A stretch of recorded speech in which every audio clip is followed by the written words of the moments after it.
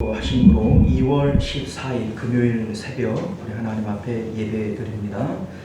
은혜로우신 우리 주 하나님, 오늘도 우리가 주님 말씀을 통해서 하나님을 만나게 하시고 예배를 온전케 하시어서 예배 가운데 부으시는 하나님의 은혜와 복들을 누리도록 주님 은총 베풀어 주옵소서. 주의 성령께서 친히 우리와 함께하여 주심을 믿사오며 예수님 이름으로 기도드리옵나이다. 아멘. 우리 사도신경 고백드리겠습니다.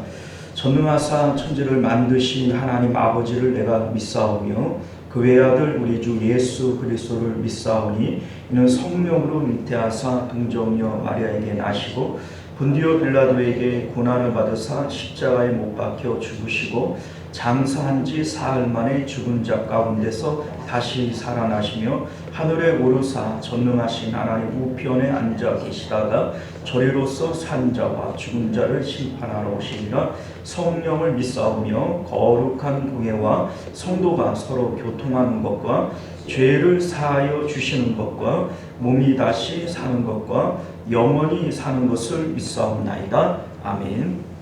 우리 찬송가 438장, 찬송가 438장 우리 함께 찬송하겠습니다. 내 영혼이 은총 입어 중한 죄짐 벗고 나니 슬픔 많은 이 세상도 천국으로 바하도다. 찬송합니다. 내 영혼이 은총 입어 중한 죄짐 벗고 보니 슬픔 많은 이 세상도 천국으로 가도다. 할렐루야 찬양하세. 내 모든 죄 사함받고 주 예수와 동행하니 그 어디나 하늘나라. 주의 얼굴 뵙기 전에 멀리 뵙던 하늘나라. 내 마음속에 이워지니 날로 날로 가깝도다. 할렐루야 찬양하세.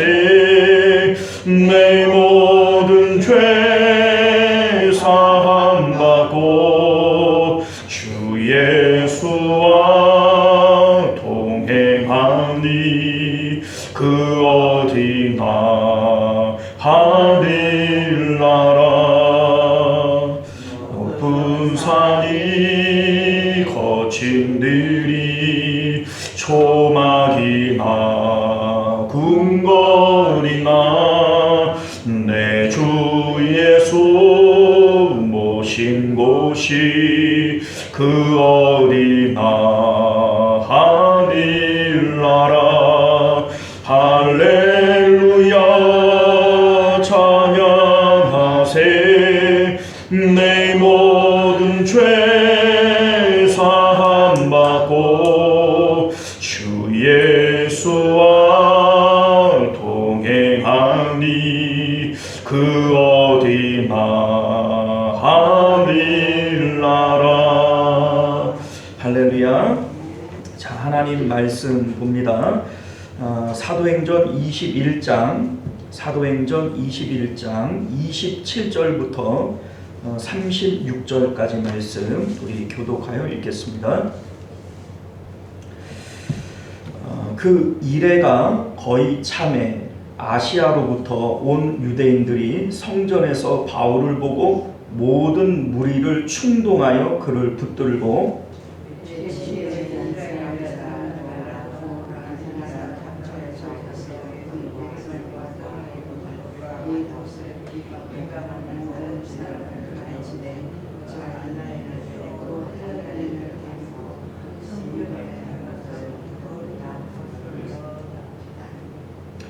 이는 그들이 전에 에베소 사람 드로비모가 바울과 함께 시내에 있음을 보고 바울이 그를 성전에 데리고 들어간 줄로 생각하미러라.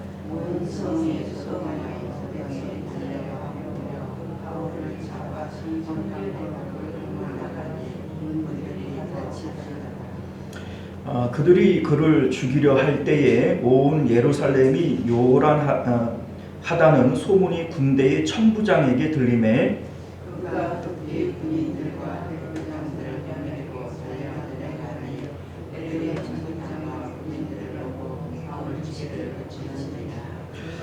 이에 천부장이 가까이 가서 바울을 잡아 두 쇠사슬로 결박하라 명하고 그가 누구이며 그가 무슨 일을 하였느냐 물으니 우리가 내 세서는 이런 말로 어떤 일을 저는 돈을 벌써 치는지 천부장이 수사되는 몸으로 말며 진상을 받지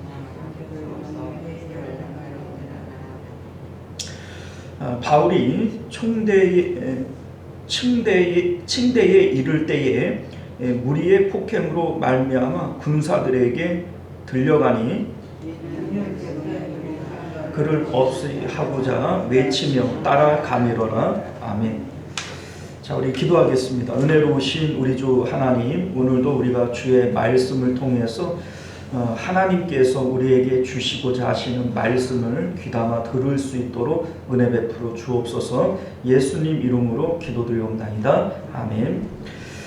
자, 오늘 우리는 함께 읽은 본문의 말씀을 중심으로 복음은 죽은 종교로부터의 탈출이라고 하는 제목으로 하나님 말씀 함께 나누고자 합니다.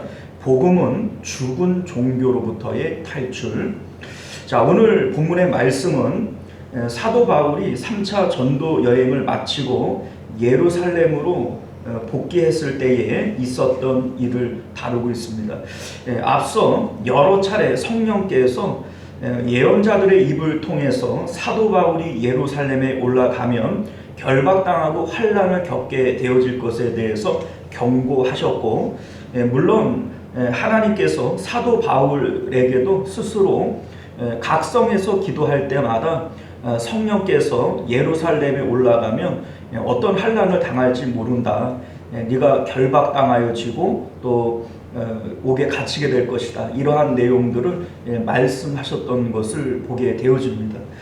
자, 그래서 사람들은 올라가지 말라고 얘기를 했고, 그럼에도 불구하고 사도 바울은 예루살렘에 올라오게 되어진 거죠.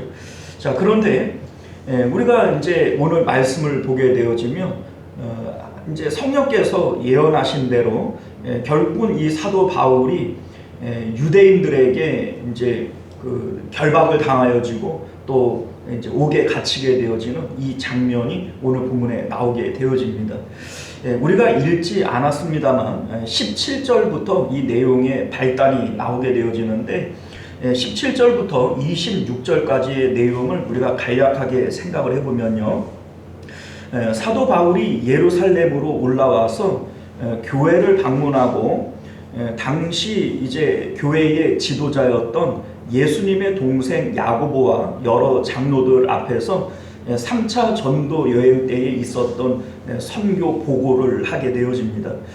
이때에 하나님께서 하신 놀라운 일들을 들으면서 이제 교회의 모든 사람들이 기뻐하고 하나님께 영광을 올려드렸다라고 하는 내용들이 나와요. 그런데 이 보고를 마칠 때쯤 되어져서 야고보 사도의 얼굴을 보니까 근심이 가득한 거예요.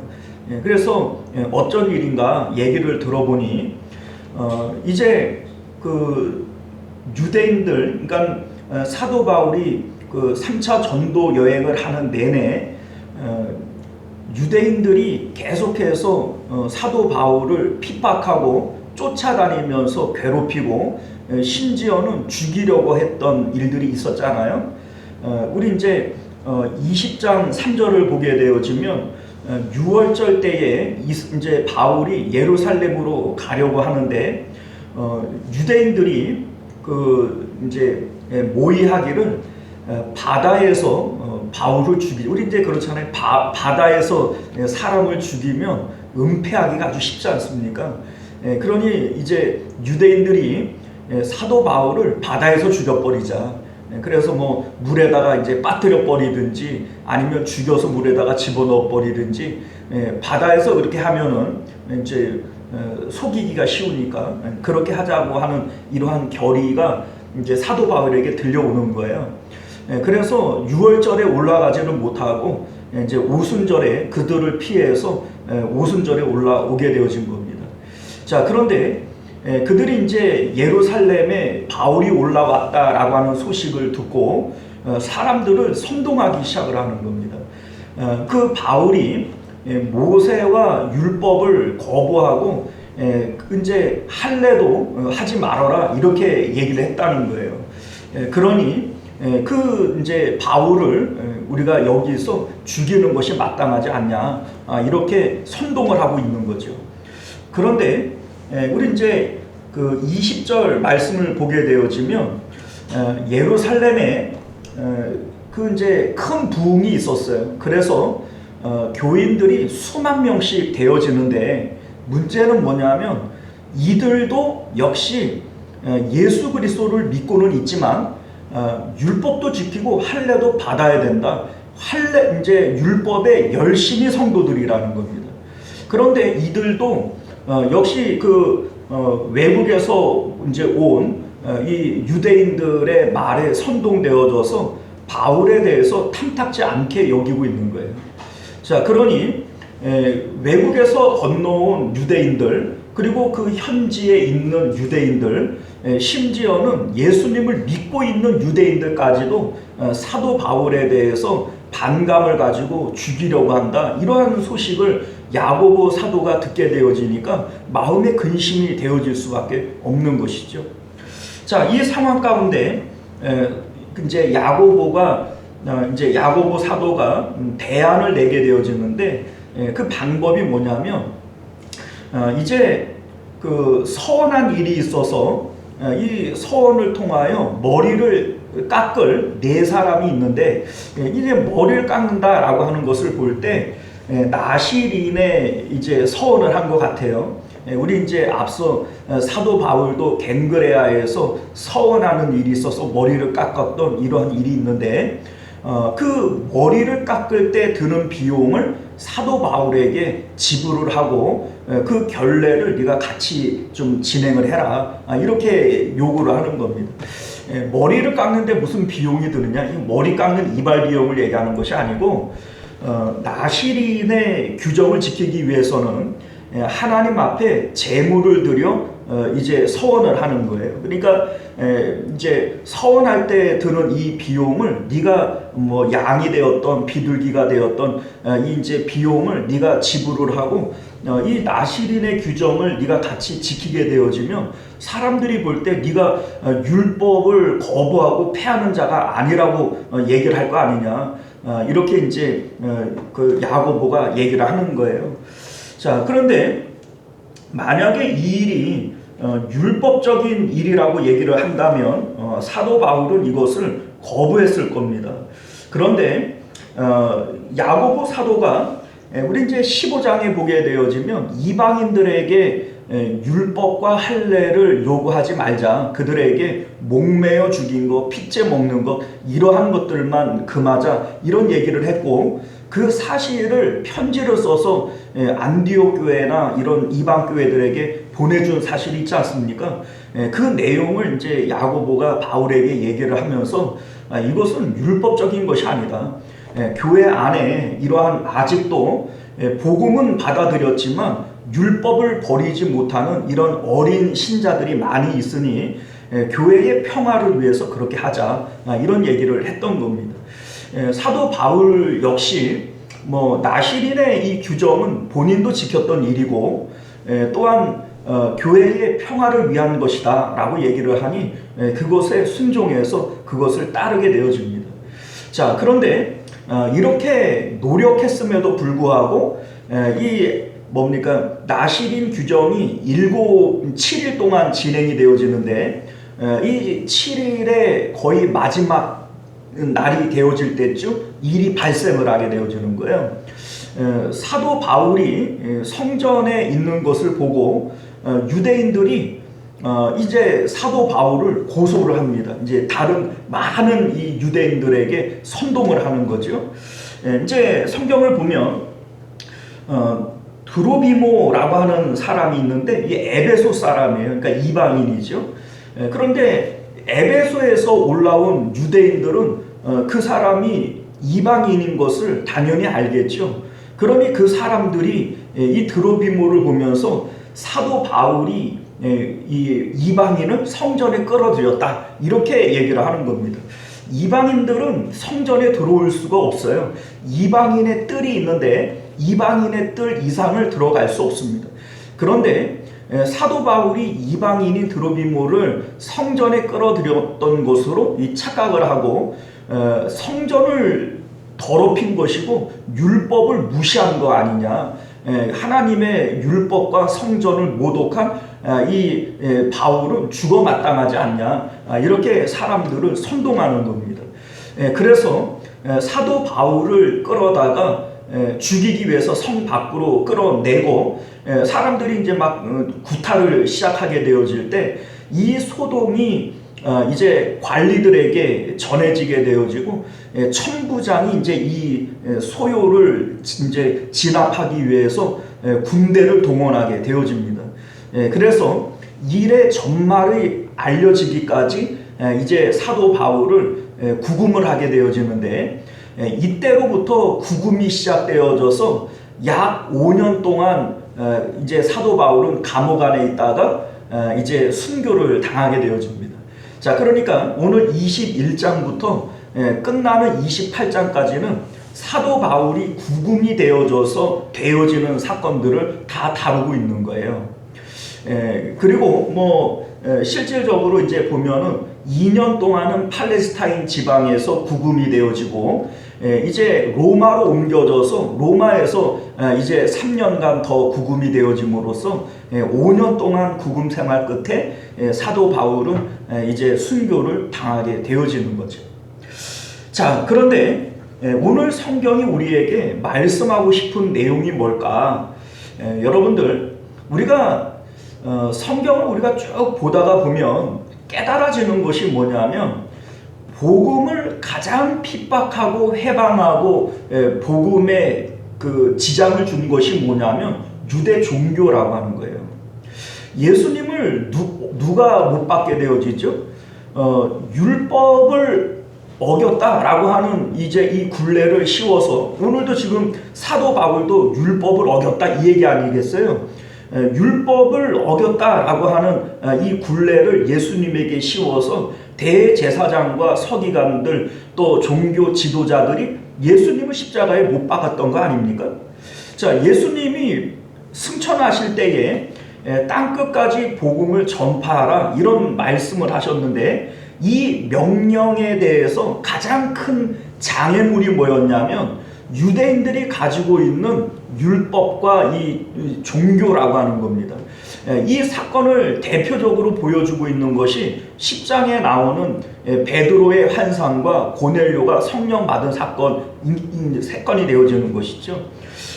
복음을 땅끝까지 전하기 위해서는 이방인들에게도 복음을 전파해야 되는데 그 얘기를 직접 들었던 수제자인 베드로조차도 내가 못합니다. 그거 못 먹습니다. 이방인들에게 내가 복음 못 전합니다.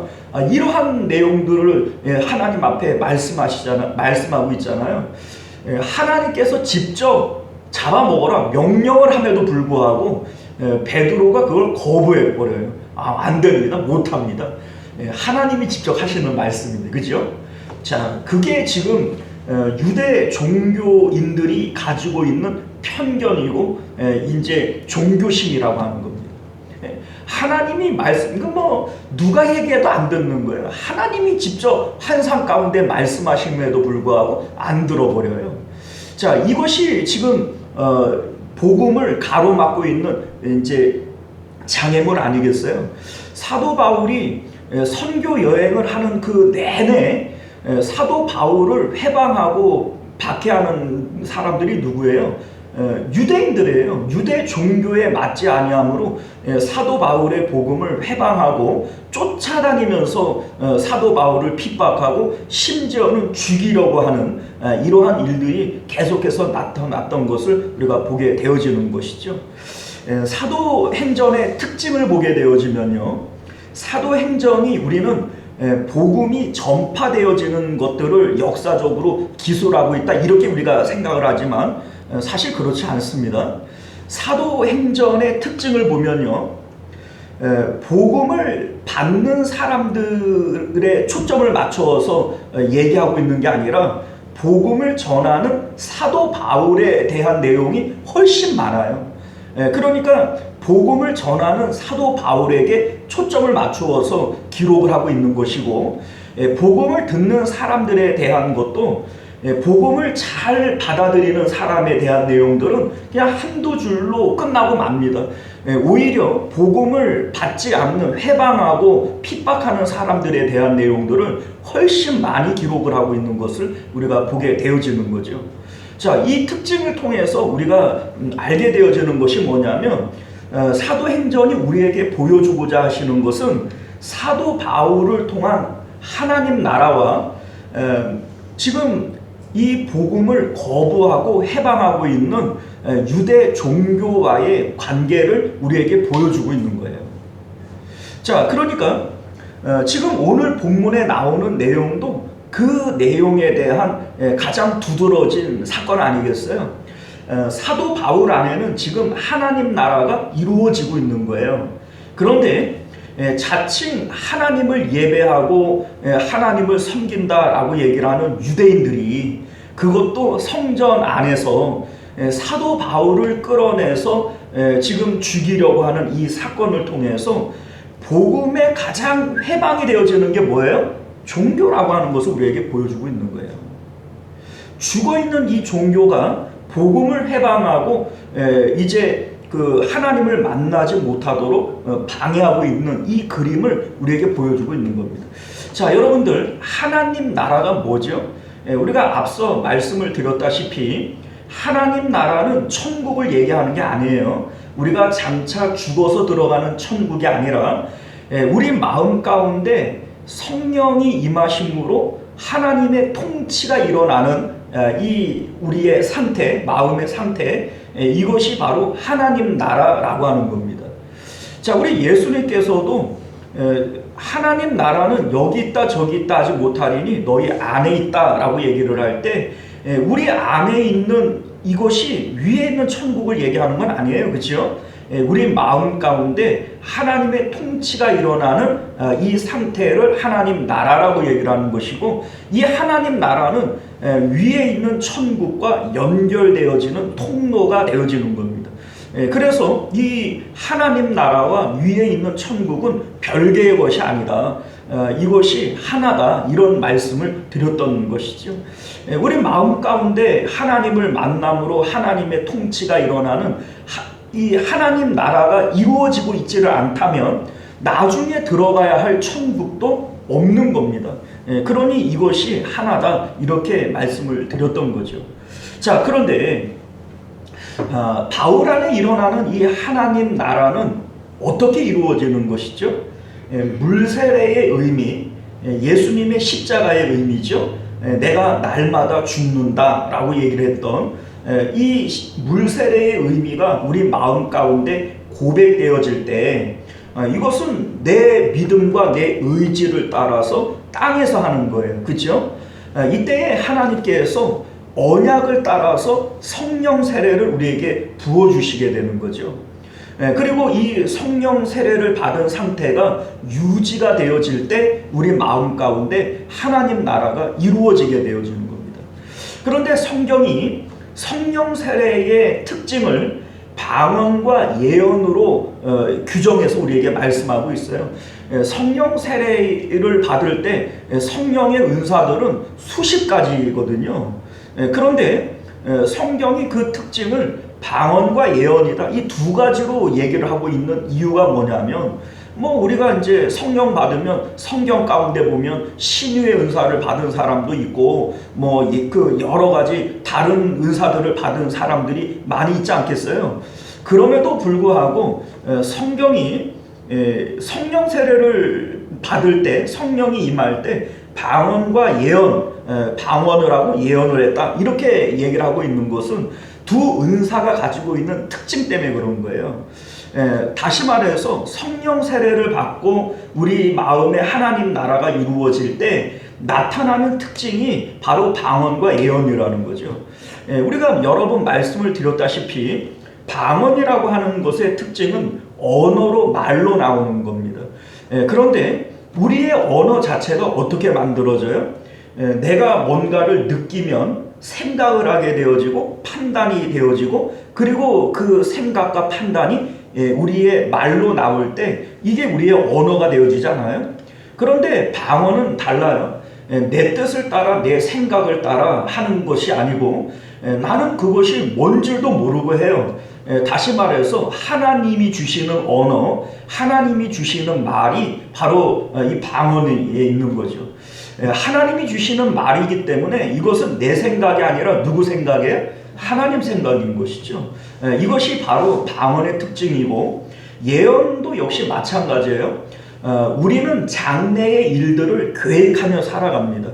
나 앞으로 이렇게 해야지, 저렇게 해야지. 자, 그런데 예언이라고 하는 것은 미래의 일들에 대한 하나님의 결정이 미리 있고, 그 하나님의 결정을 우리에게 알려주셔서 그것을 말로 하는 것이 예언이 되어지는 거죠. 다시 말해서 예언이라고 하는 것도 이제는 내 계획을 따라 살아가는 것이 아니라 하나님께서 이미 결정해 놓으신 그 결정을 따라, 예언을 따라 살아가게 되어지는 것, 이것이 바로 하나님 나라가 이루어지는 사람의 삶의 내용이 될 것이다 라고 하는 것이 성경이 우리에게 말씀해 주고 있는 거예요. 자, 그런데 이 하나님 나라가 이루어지기 위해서 반드시 되어져야 될 것이 있단 말이에요. 그게 뭐예요? 세상에 대해서 내가 죽었다, 나는 이제 없다 라고 하는 물세례의 의미가 먼저 이루어져야 되고, 그리고 하늘로부터 성령 세례가 임해야 되는 거예요. 그렇게 함으로써 하나님을 만나게 되어질 때 생명의 역사, 하나님 나라가 이루어지게 되어지는 것이죠. 복음의 핵심은 바로 여기 있는 겁니다. 하나님을 만나는 거예요. 하나님을 만남으로 우리 마음 가운데 하나님의 통치, 하나님 나라가 이루어지게 되어지는 것, 여기가 바로 구원의 지점이고, 여기가 바로 생명의 역사가 일어나는 것이고, 이게 바로 복음이라는 겁니다. 그러니까 마음 가운데 하나님을 만나지 못한다면 말짱 아무 소용이 없는 거예요. 다 꽝인 거예요. 자, 그런데 여러분들, 지금 이 바울이 얘기하는 하나님 나라가 이건데, 사도 바울이 뭐 유대인들이 얘기하는 것처럼 할례 필요 없어, 복음 빈제, 율법 필요 없어, 그것 그딴 것들은 아무짝에 쓸모 없어, 이렇게 얘기했던 것이 아닙니다. 사도 바울이 강조했던 복음의 내용은 율법이나 할례가 주고 있는 그 의미가 중요한 것이지, 그것을 직접적으로 몸에 하는 그게 중요한 것이 아니다, 이걸 얘기했던 거 아니겠어요? 사도 바울은 할례는 마음에 하는 것이다 이렇게 얘기를 했고, 율법이라고 하는 것도 하나님을 우리가 만나기 위한 거울의 역할을 하는 것이다 이렇게 얘기를 했던 것이지, 율법 필요 없고 할례 필요 없다, 그런 거 하는 것이 아니다 이렇게 얘기한 적이 없단 말이죠. 자, 그런데 사도 바울이 이러한 것들을 통해서 강조했던 복음이 뭐냐면 마음에 하나님을 만나야 된다는 거예요. 지금 내 마음 가운데 하나님 나라가 이루어지고 있지 않다면 율법, 할례 이거 무슨 의미가 있냐. 그러니 그것은 의미로서 우리에게 중요한 것이고, 그것을 통해서 하나님을 만나는 것이, 마음에 하나님 나라가 이루어지는 것이 이게 핵심인 것이다 이렇게 복음을 전파했던 겁니다. 자, 그런데 지금 유대인들은 왜 이 사도 바울을 못 잡아먹어서 안달인 걸까요? 자기들이 가지고 있는 율법관과 다르기 때문에 그런 거예요. 그런데 여러분들, 처음부터 이 율법이라고 하는 것이 하나님을 만날 수 없는 장치였을까요? 그렇지 않습니다. 하나님께서 모세를 통하여 또는 아브라함을 통하여 할례를 주시고 율법을 주실 때 이것들은 하나님, 살아계신 하나님을 마음으로 만날 수 있게 하기 위해서 주신 장치들이라는 겁니다. 자, 하나님께서 할례를 주실 때에도 이 할례를 마음에 이제 몸에 새겨서 이것을 볼 때마다 내가 전능하신 하나님 앞에 있습니다. 하나님이 내 앞에 있습니다. 이것을 상기하라고 주신 것이 할례라는 거예요. 율법의 핵심은 사실은 성전에 있는 것인데, 성전의 제사 또한 무엇을 위해서 주신 거예요? 지성소에 계시는 하나님을 만나라고 주신 것이 이게 바로 율법이고 성전의 제사 아닙니까? 그런데 이 유대인들이 결국은 종교의 형식만 남아있고 하나님을 만나지 못하는 거예요. 그런데 지금도 역시 마찬가지예요. 사도 바울은 하나님을 만나야 된다, 이것이 복음이다 라고 얘기를 하는데, 지금 이들은 형식만 남아있는 껍데기만 붙들고 사도 바울을 지금 회방하고 핍박하고 있는 겁니다. 자, 여러분들, 이러한 상황들은 오늘날 우리들에게도 동일한 의미를 주고 있어요. 자, 여러분들, 오늘날 우리들이 예배를 드리고 뭐 성경 공부를 하고 뭐 11조를 드리고 금식을 하고 모든 종교의 행위들이 결국은 내가 마음으로 하나님을 만나지 못하고 내 마음에 하나님 나라가 이루어지고 있지 못하다면 결국은 종교적 행위로 끝날 수밖에 없는 거예요. 그 안에는 구원이 없어요, 여러분들. 종교 안에 구원이 있는 게 아닙니다. 지금 내 마음이 하나님을 만나고 있지를 못하다면 나는 생명 안에 있는 게 아니고 구원 안에 있는 게 아닌 거예요. 내가 뭐 예수님을 뭐 10년을 믿었는데 20년을 믿었는데 뭐 성경을 내가 뭐 10독을 했는데 20독을 했는데 아무런 소용이 없어요. 예수님께서 바리새인들에게 이사야의 말을 빌려서 이런 말씀을 하셨어요.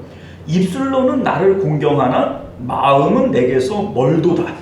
이게 무슨 뜻이에요? 입술로는 이라고 얘기를 하는 것은 겉으로 드러나는 말을 상징하는 것이고 겉으로 드러나는 행위를 상징하는 거예요. 자, 그러니까 종교적 행위로는 뭐 일주일에 이틀을 금식을 하고 소득의 11조를 바치고 내가 율법을 잘 지키고 뭐 이러한 종교적 행위는 있는 거예요. 입술로는 그렇게 하는 거예요. 그런데 마음은 내게서 멀다. 무슨 의미입니까? 지금 내 마음 가운데 하나님 나라가 이루어지고 있지 못하고 하나님을 만나고 있지 못하다면 예수님께서는 그것을 지금 비판하고 있는 거예요. 종교적 행위, 그게 무슨 의미가 있냐? 그게 하나님 만나기 위한 방법을 얘기를 하는 것이지, 하나님을 만나지 못한다면 그게 무슨 의미가 있는 것이냐? 지금 예수님도 사도 바울도 그걸 얘기하고 있는 겁니다. 사랑하는 성도 여러분, 여러분들이 지금 하나님을 만나고 있나요? 그래서 여러분들 마음 가운데 하나님의 나라가 이루어지고 있나요? 그렇지 못하다면 저와 여러분들은 종교인이지 신앙인이 아닙니다. 종교 가운데는 구원이 없고 그러한 것에는 아무런 가치가 없어요. 오늘 내 마음 가운데 십자가를 통해서 성령님을 통해서 하나님 나라가 이루어져야 되는 거예요. 거기에 생명이 있고 구원이 있는 겁니다.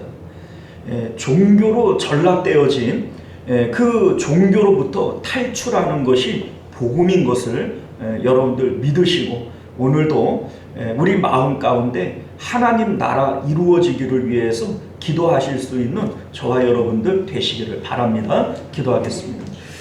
은혜로우시고 자비로우신 우리 주 하나님, 오늘 말씀이 우리에게 가르쳐주고 있는 것처럼 종교로 전락되어진 그러한 행위 가운데에는 구원이 없습니다. 우리가 예배를 드리는 것도 성경을 읽는 것도 기도를 하는 것도 그 어떤 것들도 다 하나님을 만나기 위한 것이고 마음 가운데 하나님을 모시기 위한 것이지, 결국 하나님을 내 마음에 모시지 못하고 하나님 나라가 이루어지고 있지 못하다면 그것은 종교적 행위만 남아있는 것이지 아무런 소용이 없습니다. 우리 하나님, 지금 내 마음에 하나님 나라가 이루어지고 있습니까? 그래서 내가 하나님을 만나고 있습니까? 그렇지 못하다면 우리는 구원의 길을 가고 있는 것이 아니라 종교의 길을 가고 있는 것임을 깨달아 알게 하여 주옵소서. 복음은 죽은 종교로부터 탈출하는 것이지 종교 안에 머무는 것이 아님을 우리로 깨닫게 하여 주셔서 오늘도 내 마음 가운데 하나님 모시기를 힘쓰며 하나님 나라가 이루어지기를 소망하는 저희들 되게 하여 주옵소서. 거룩하신 우리 주 예수님 이름으로 간절히 기도드리옵나이다. 아멘. 주기도문으로 예배를 마칩니다. 하늘에 계신 우리 아버지여, 이름이 거룩히 여김을 받으시오며 나라가 임하시오며 뜻이 하늘에서 이루어진 것 같이 땅에서도 이루어지이다. 오늘 우리에게 일용할 양식을 주시옵고 우리가 우리에게 죄 지은 자를 사하여 준 것 같이 우리 죄를 사하여 주시옵고 우리를 시험에 들게 하지 마시옵고 다만 악에서 구하시옵소서. 나라와 권세와 영광이 아버지께 영원히 있사옵나이다. 아멘. 자, 우리 계속해서 함께 기도하실 때 먼저는 말씀을 기억하시며 기도하실 수 있기를 바라겠고요. 나라와 민족을 위해서, 가정과 자녀들을 위해서, 교회를 위해서 기도하실 때 우리 환우들을 위해서, 또 교회의 부흥과 성령 충만함을 위해서 기도해 주시기를 부탁드립니다. 우리 주여 한번 외치고 기도하겠습니다. 주여, 은혜로우신 우리 주 하나님 감사합니다. 오늘도 우리가 주의 말씀을 통해서 하나님께서